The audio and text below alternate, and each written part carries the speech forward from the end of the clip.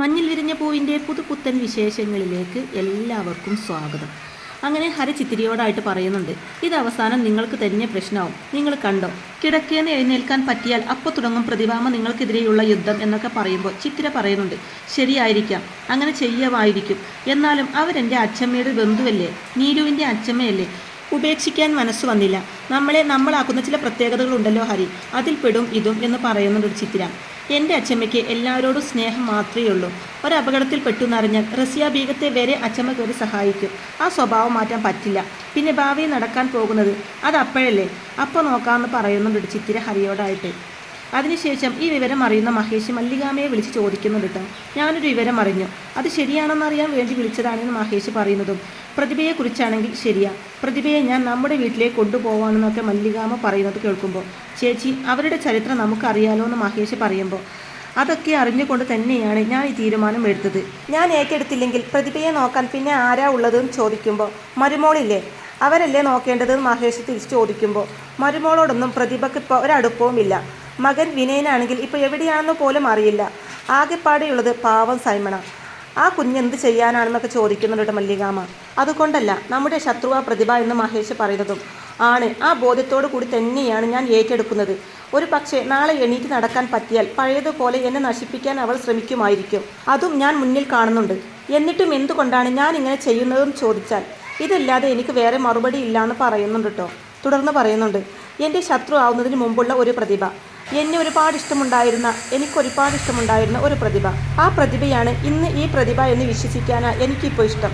എൻ്റെ പഴയ പ്രതിഭയാണ് ഞാൻ ഇപ്പോൾ വീട്ടിലേക്ക് കൊണ്ടുപോകുന്നതെന്നൊക്കെ മല്ലികാമ നിറ കണ്ണുകളോടെ പറയുന്നതും. ഞാൻ പറഞ്ഞെന്നേ ഉള്ളൂ, ആരുപദേശിച്ചാലും ചേച്ചിയുടെ തീരുമാനത്തിൽ നിന്ന് മാറില്ലെന്നറിയാം. എന്നാലും കേട്ടപ്പോൾ ഒരു പേടി തോന്നി, അതാ ഞാൻ വിളിച്ചതെന്ന് പറയുന്നുണ്ട് കേട്ടോ മഹേഷ്. അപ്പോൾ അത് കേൾക്കുന്ന മല്ലികാമ പറയുന്നുണ്ട്, പേടി നിനക്ക് മാത്രമല്ല പലർക്കുമുണ്ട്. ഞാനതൊന്നും നോക്കുന്നില്ല.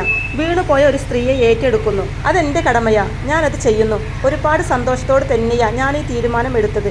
ആ തീരുമാനത്തിൽ നിന്ന് ഇനിയൊരു പിന്മാറ്റമില്ല എന്ന് തന്നെ പറയുന്നുണ്ട് കേട്ടോ മല്ലികാമ മഹേഷിനോടായിട്ട്. മല്ലികാമയുടെ രണ്ട് കണ്ണുകളും നിറഞ്ഞൊഴുകുകയും ചെയ്യുന്നുണ്ട് കേട്ടോ. അതിനുശേഷം കാണിക്കുന്നത് മല്ലികാമ പ്രതിഭയുടെ അടുത്ത് ചെന്നിട്ട്, ഡിസ്ചാർജാണ്, ഇനിയുള്ള ചികിത്സ വീട്ടിൽ നിന്ന് മതിയെന്ന ഡോക്ടർ പറഞ്ഞതെന്ന് പറയുമ്പോൾ വലിയ ഉപകാരം, ഈ ഒരു അന്തരീക്ഷത്തിൽ നിന്ന് ഒന്ന് രക്ഷപ്പെടാലോ എന്നൊക്കെ പ്രതിഭ പറയുന്നതും. ഇവിടുന്ന് അച്ഛമ്മ എങ്ങോട്ടാ പോകുന്നതെന്ന് അറിയോ നിരഞ്ജന ചോദിക്കുമ്പോൾ, വീട്ടിലേക്ക് എന്ന് പ്രതിഭ പറയുന്നതും. ഏത് വീട്ടിലേക്ക് നിരഞ്ജന വീണ്ടും ചോദിക്കുമ്പോൾ, എൻ്റെ വീട്ടിലേക്ക് എന്ന് പ്രതിഭ പറയുന്നതും. അവിടെ ആരുണ്ട് നോക്കാൻ, സൈമനെ കൊണ്ട് അച്ഛമ്മയെ നോക്കാൻ പറ്റുമോ എന്ന് ചോദിക്കുന്നുണ്ട് ചിത്തിര. അപ്പോൾ അത് കേട്ട് ആരെയെങ്കിലും നിർത്താമെന്ന് പ്രതിഭ പറയുമ്പോൾ, ഏയ് അതൊന്നും വേണ്ട, നീ നേരെ നമ്മുടെ വീട്ടിലേക്ക് വരുന്നു, നിനക്ക് എണീറ്റ് നടക്കാറാവുന്നത് വരെ അവിടെ കഴിയാമെന്ന് മല്ലികാം പറയുമ്പോൾ, എന്താ മല്ലിക ഈ പറയുന്നത്, ഞാൻ നിൻ്റെ വീട്ടിലേക്ക് വരാനോ എന്ന് പ്രതിഭ ചോദിക്കുമ്പോൾ, എന്താ ബുദ്ധിമുട്ടുണ്ടോ അതോ വിശ്വാസം വരുന്നില്ലേ, ഇതാണ് എൻ്റെ തീരുമാനം എന്ന് പറയുന്നുണ്ട് മല്ലികാമ. അപ്പോൾ പ്രതിഭ പറയുന്നുണ്ട്, അത് വേണ്ട മല്ലിക, അത് ശരിയാവില്ല എന്ന് പറയുമ്പോൾ, എന്തുകൊണ്ട് ശരിയാവില്ല, പഴയ വഴക്കോർത്തിട്ടാണോ നീ ഇങ്ങനെ പറയുന്നത് എന്ന് മല്ലികാമ ചോദിക്കുമ്പോൾ, അതെ, നിന്നെ ഇല്ലാതാക്കാൻ നോക്കിയതാ ഞാൻ, ആ എന്നെ എന്ന് പ്രതിഭ പറഞ്ഞു നിർത്തുന്നതും. എനിക്കെതിരെ യുദ്ധം ചെയ്തതിന് ഇപ്പോൾ നിനക്ക് കുറ്റബോധം തോന്നുന്നുണ്ടോ, ആത്മാർത്ഥമായിട്ടും അതിൽ നീ ഇന്ന് പശ്ചാത്തപിക്കുന്നുണ്ടോ എന്നൊക്കെ മല്ലികാമ ചോദിക്കുമ്പോൾ, ഉണ്ട് എന്ന് പറയുന്നുണ്ട് പ്രതിഭ. അപ്പോൾ ഇത് രണ്ടും ഉണ്ടെങ്കിൽ പിന്നെന്തിനാ എൻ്റെ കൂടെ എൻ്റെ വീട്ടിലേക്ക് വരുന്നതിന് നീ സമ്മതം മൂളാത്തതെന്ന് ചോദിക്കുന്നുണ്ട് മല്ലികാമ. നിന്നെ വീട്ടിലോട്ട് ക്ഷണിക്കുന്നത് നീ ശത്രു എന്ന് കരുതിയിരുന്ന മല്ലികയല്ലല്ലോ, നിന്റെ സുഹൃത്തായിരുന്ന ബന്ധുവായിരുന്ന മല്ലികയല്ലേ, നിനക്ക് എന്തുകൊണ്ട് അത് സ്വീകരിച്ചൂടാന്നൊക്കെ മല്ലികാമ ചോദിക്കുമ്പോൾ, പ്രതിഭ ഞാൻ ഇതിനൊക്കെ എങ്ങനെ നിന്നോട് നന്ദി പറയുന്നു തിരിച്ചു ചോദിക്കുമ്പോൾ, നന്ദിയൊന്നും എനിക്ക് വേണ്ട, ദൈവം എന്ന് പറയുന്ന ഒരു സാധനമുണ്ടെന്ന് ഇനിയെങ്കിലും നീ തിരിച്ചറിയണം എന്ന് പറയുന്നുണ്ട് മല്ലികാമ. തുടർന്ന് പറയുന്നുണ്ട്, പ്രതിഭ ഞാൻ ഒരിക്കലും ആർക്കെതിരെയും ഒന്നും ചെയ്തിട്ടില്ല, എന്നിട്ടും എനിക്കെതിരെ എല്ലാവരും കൂടി. അവസാനം എന്താണ് സംഭവിച്ചത്, സത്യം ജയിച്ചു, സത്യം മാത്രമേ ജയിക്കുള്ളൂ പ്രതിഭ, ഞാനത് നേരത്തെ തിരിച്ചറിഞ്ഞതാ, നീ വൈകി എന്ന് പറയുന്നുണ്ട് മല്ലികാമ. തുടർന്ന് നിരഞ്ജന, സമ്മതിക്കച്ചമ്മേ, അച്ഛമ്മ ഇനി ഞങ്ങളുടെ കൂടെ താമസിച്ചാൽ മതിയും നിരഞ്ജനയും, ആരോഗ്യം വീണ്ടെടുക്കുന്നത് വരെ ഞങ്ങളുടെ വീട്ടിൽ, അത് കഴിഞ്ഞ് എന്ത് വേണമെന്ന് അച്ഛമ്മക്ക് തീരുമാനിക്കാമെന്ന് ചിത്തിരിയും പറയുന്നുണ്ട് കേട്ടോ.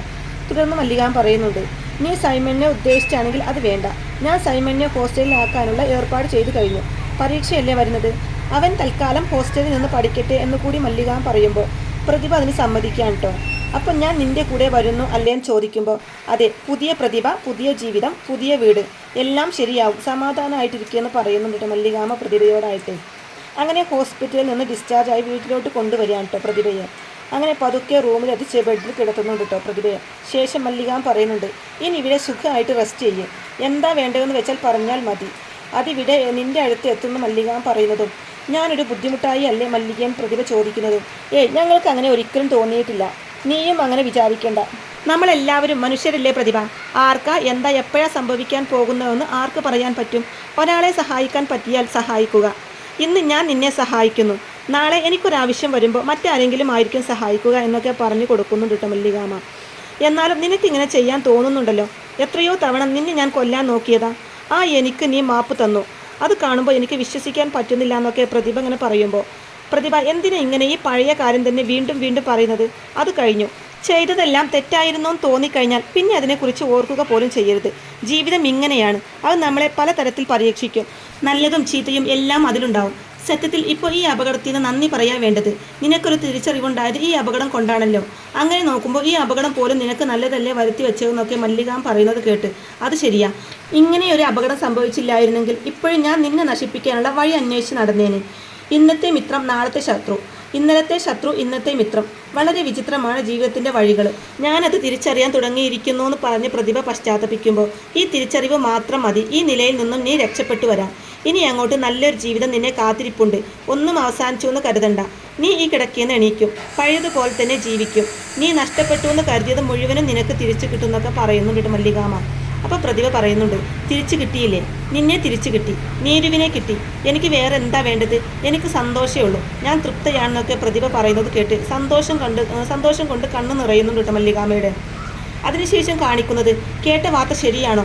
പ്രതിഭാമയെ മല്ലിക ഏറ്റെടുത്തോന്ന് റസിയ CIയോടായിട്ട് ചോദിക്കുമ്പോൾ, ഏറ്റെടുത്തു. ഡിസ്ചാർജ് ആയ പ്രതിഭാമയെ കൊണ്ട് മല്ലിക സ്വന്തം വീട്ടിലേക്കാണ് പോയത് CI ബാലചന്ദ്രൻ പറയുന്നുണ്ട് കേട്ടോ. തനിക്കെന്ത് തോന്നുന്നു? മല്ലിക ചെയ്തത് ബുദ്ധിയാണോ അതോ മണ്ടത്തരമാണോ എന്ന് റസിയ ചോദിക്കുന്നതും, മണ്ടത്തരമല്ലേ. മല്ലികയെ കൊല്ലണം എന്ന് പറഞ്ഞ് നടക്കുന്ന ആളാ പ്രതിഭ. അവരെ മല്ലിക തന്നെ രക്ഷിക്കാൻ നോക്കുന്നത് ശരിയല്ലെന്നാണ് എനിക്ക് തോന്നുന്നത്. അത് മല്ലികക്ക് ഭാവിയിൽ ഗുണത്തേക്കാളേറെ ദോഷമേ ഉണ്ടാക്കുമെന്ന് പറയുന്നുണ്ട് ബാലചന്ദ്രൻ. എന്നാൽ എനിക്ക് അങ്ങനെയല്ല തോന്നുന്നത്. ചിലപ്പോൾ എല്ലാം മാറി മറിയാം. ആപത്തിൽ സഹായിച്ചവരെ മനുഷ്യരായിട്ട് ജീവിച്ച ആരെങ്കിലും മറക്കാറുണ്ടോ? ഇപ്പോൾ പ്രതിഭ മല്ലികയുടെ ശത്രുവാ.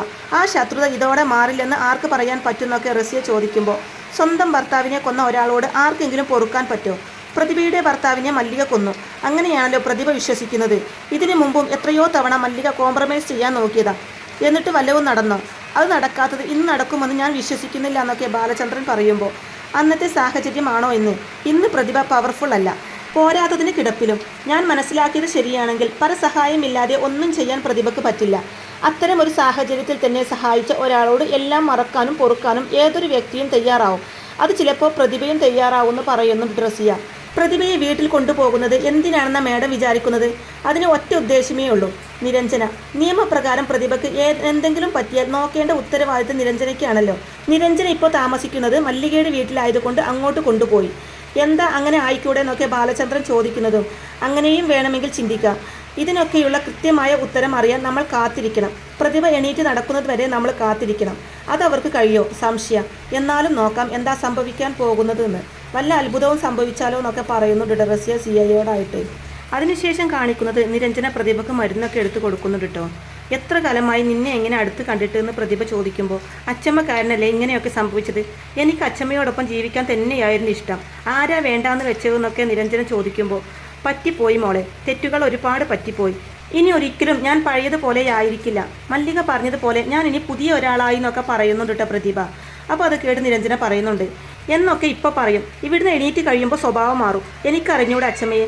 നന്നാവാൻ എത്ര അവസരം കിട്ടി, ഒന്നുപോലും ഉപയോഗിച്ചില്ല. മാറി എന്നൊക്കെ പറയുന്നുണ്ട്. അച്ചമ്മയെക്കുറിച്ച് ഞങ്ങൾക്ക് എല്ലാവർക്കും ഇപ്പോഴും സംശയമുണ്ടെന്നൊക്കെ നിരഞ്ജന പറയുമ്പോൾ പ്രതിഭ പറയുന്നുണ്ട്, അത് വേണ്ട മോളെ, എന്നെ നിനക്ക് വിശ്വസിക്കാം. അത് ഞാൻ സ്വന്തം ജീവിതം കൊണ്ട് തെളിയിച്ച് കളയുന്നൊക്കെ പ്രതിഭ പറയുമ്പോൾ, എങ്കിൽ അച്ചമ്മക്ക് കൊള്ളാമെന്ന് പറയുന്നുണ്ട് നിരഞ്ജന. ചിത്തുവിൻ്റെ അച്ചമ്മ വളരെ നല്ല ആളാ അച്ചമ്മേ, നല്ല മനസ്സാ, നല്ല സ്നേഹം എന്നൊക്കെ നിരഞ്ജന പറയുന്നതും അതെനിക്കറിയാം. അതുകൊണ്ടാണല്ലോ എൻ്റെ കൊച്ചുമോളായിട്ടും നിന്നെ അവൾ ഇത്രയും കാലം നോക്കിയതും വളർത്തിയതും. ഇപ്പോൾ ഞാൻ വേണമെങ്കിൽ ഉപേക്ഷിച്ചിട്ട് പോകാമായിരുന്നു. അവളുടെ സ്ഥാനത്ത് ഞാനായിരുന്നെങ്കിൽ അത് ചെയ്തേനെ. മല്ലിക ചെയ്യില്ല. എനിക്കിപ്പോൾ അവളുടെ മഹത്വം അറിയാമോളെ. ഞാൻ ഇനി ഒരിക്കലും അവളോട് വഴക്കിന് പോവില്ല എന്നൊക്കെ ഉറപ്പ് കൊടുക്കുന്നുണ്ട് കേട്ടോ പ്രതിഭ നിരഞ്ജനയ്ക്ക്. അപ്പോൾ ഇതേ സമയം മല്ലികാമ്മ വന്നിട്ട്, എന്താ അച്ചമ്മയും കൊച്ചുമോളും തമ്മിൽ? അച്ചമ്മ മരുന്നൊക്കെ കഴിക്കുന്നുണ്ടോ എന്ന് ചോദിക്കുമ്പോൾ ഉണ്ട് എന്ന് പറയുന്നുണ്ട് നിരഞ്ജന. തുടർന്ന് പ്രതിഭയോടായിട്ട്, കൃത്യമായിട്ട് കഴിക്കണം, എങ്കിലേ അസുഖം വേഗം മാറൂന്ന് പറയുമ്പോൾ ശരിയെന്ന് പറയുന്നുണ്ട് പ്രതിഭ. തുടർന്ന് മല്ലികാമ്മ, ആദ്യമായിട്ടായിരിക്കണം അല്ലേ ആരെയെങ്കിലും ഒക്കെ അനുസരിക്കുന്നത്? നല്ലതാ അത്. നമ്മളെ സ്നേഹിക്കുന്നവരെ അനുസരിച്ച് നോക്ക്, നമുക്ക് നല്ലതേ വരൂ. വാശിയും വൈരാഗ്യം ഒന്നും ഗുണം ചെയ്യില്ല പ്രതിഭ. എല്ലാവരെയും സ്നേഹിക്കാൻ പറ്റണമെന്നൊന്നുമില്ല, അല്ലെങ്കിൽ അവരെ വെറുക്കാതെയെങ്കിലും ഇരിക്കും. ജീവിതത്തിലുണ്ടാകുന്ന മാറ്റം അത്ഭുതകരമായിരിക്കും എന്നൊക്കെ മല്ലിക പറയുമ്പോൾ ഞാനിപ്പോൾ അത് മനസ്സിലാക്കുന്നുണ്ട് മല്ലിക. അതിൻ്റെ ഒരു സമാധാനം എനിക്കുമുണ്ട് എന്ന് പറയുന്നുണ്ട് കേട്ടോ പ്രതിഭയും. അതിനുശേഷം മഹേഷ് രാഗിണിയോടും ഹരിയോടുമായിട്ട് പറയുന്നുണ്ട്, ചേച്ചിയുടെ സ്ഥാനത്ത് വേറെ ആരാണെങ്കിലും പ്രതിഭാമയെ സ്വന്തം വീട്ടിലേക്ക് കൊണ്ടുവരില്ല. ചേച്ചി ഒരു പ്രത്യേക ടൈപ്പാണ്. ചേച്ചിക്ക് എല്ലാവരോടും സ്നേഹം മാത്രമേ ഉള്ളൂ എന്നൊക്കെ പറയുമ്പോൾ അവസാനം ഈ സഹായം ഒരു ദുരിതമാകാതിരുന്നാൽ മതി.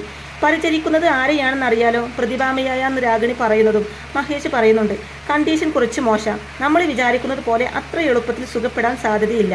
പ്രായം കൂടെ നോക്കണ്ടേ രാഗിണി. എൻ്റെ പേടി ഈ കിടപ്പ് ജീവിതകാലം മുഴുവൻ കിടന്നു പോകുമെന്നാണെന്നൊക്കെ മഹേഷ് പറയുന്നത് കേട്ട് എങ്കിൽ മല്ലിക പെടും. ആർക്ക് പറ്റും ഒരു കിടപ്പ് രോഗിയെ കാലാകാലം ശുശ്രൂഷിക്കാൻ എന്ന് രാഗിണി ചോദിക്കുമ്പോൾ എത്രയോ പേര് ശുശ്രൂഷിക്കുന്നു, നമുക്കതിനുള്ള മനസ്സുണ്ടോ, അതാണ് പ്രധാനം എന്ന് പറയുന്നുണ്ട് കേട്ടോ മഹേഷ്. അപ്പോൾ ഹരി പറയുന്നുണ്ട്, നമ്മുടെ വൈദ്യനെ കൊണ്ട് ചികിത്സിച്ചാലോ അച്ഛാ? എനിക്ക് തോന്നുന്നത് അയാൾ ചികിത്സിച്ചാൽ വേഗം സുഖപ്പെടുന്നതാണെന്ന് പറയുന്നതും അത് ശരിയാ. എന്നാൽ പിന്നെ ആ വഴിക്ക് നോക്കാമെന്ന് പറയുന്നുണ്ട് കേട്ടോ മഹേഷ്. ഇതിലും മോശമായിരുന്നല്ലോ ചിത്തുവിൻ്റെ അവസ്ഥ. ഒരു തരി ഓർമ്മയില്ലായിരുന്നു. ആ അവസ്ഥയിൽ ഒറ്റക്കൂട്ട് മരുന്ന് കൊണ്ട് വൈദ്യൻ പഴയ ചിത്തുവിനെ തിരിച്ചു തന്നത്. പ്രതിഭാമയെ തിരിച്ചു തരാനും ആ വൈദ്യന് കഴിയുന്ന എൻ്റെ വിശ്വാസം എന്നൊക്കെ ഹരി പറയുന്നത് കേട്ട് ആക്സിഡൻറ്റ് കേസാ, ഓർമ്മ പോകുന്ന ആളെ ചികിത്സിക്കുന്നത് പോലെ ചികിത്സിക്കാൻ അത്ര എളുപ്പമാകില്ല ഇത് എന്ന് രാഗിണി പറയുന്നതും എൻ്റെ അമ്മേ, പ്രതിഭാമ ആ കിടപ്പിൽ നിന്ന് എഴുന്നേൽക്കണം, അത്രയല്ലേ നമുക്ക് വേണ്ടൂ. അത് ചെയ്തു തരാൻ ഈ വൈദ്യനെ പറ്റുന്ന എനിക്ക് ഉറപ്പുണ്ട് എന്ന് പറയുന്നുണ്ട് ഹരി. നാടി പിടിച്ചാണ് വൈദ്യനെ രോഗം കണക്കാക്കുന്നത്. നമ്മുടെ രോഗത്തിൻ്റെ മുഴുവൻ പ്രത്യേകതകളും വൈദ്യന് മനസ്സിലാക്കും. പ്രത്യേക സിദ്ധിയുള്ള ആളാ വൈദ്യര്. പിന്നെ ഒരുപാട് മരുന്നൊന്നും ഇല്ലല്ലോ, ഒറ്റക്കൂട്ട്, ചിലപ്പോൾ ഒരു നേരം, ചിലപ്പോൾ 3 നേരം. തുടർന്ന് ഹരിയോടായിട്ട്, ഹരി നമുക്ക് ആ വൈദ്യനെ തന്നെ മതി, നീ ചെന്ന് ചേച്ചിയോട് പറ, ചേച്ചി സമ്മതിക്കും. വൈദ്യരുടെ ഒറ്റമൂലി പ്രയോഗത്തിൽ പ്രതിഭാമ രക്ഷപ്പെടട്ടെ എന്ന് പറയുന്നുണ്ട് കേട്ടോ മഹേഷ് രാഗിണിയോടും ഹരിയോടുമായിട്ട്. അങ്ങനെ മഞ്ഞൾ വിരിഞ്ഞ പൂവിൻ്റെ വളരെ ത്രില്ലിംഗ് ആയിട്ടുള്ള നല്ല അടിപൊളി എപ്പിസോഡുകളൊക്കെ ആയിരിക്കും കേട്ടോ ഇനി വരാനിരിക്കുന്നത്. അപ്പോൾ ഈ റിവ്യൂ ഇഷ്ടമായിട്ടുണ്ടെങ്കിൽ വീഡിയോ ലൈക്ക് ചെയ്യാനും ചാനൽ കൂടി ഒന്ന് സബ്സ്ക്രൈബ് ചെയ്ത് സപ്പോർട്ട് ചെയ്യാനും മറക്കല്ലേ ഫ്രണ്ട്സ്. താങ്ക്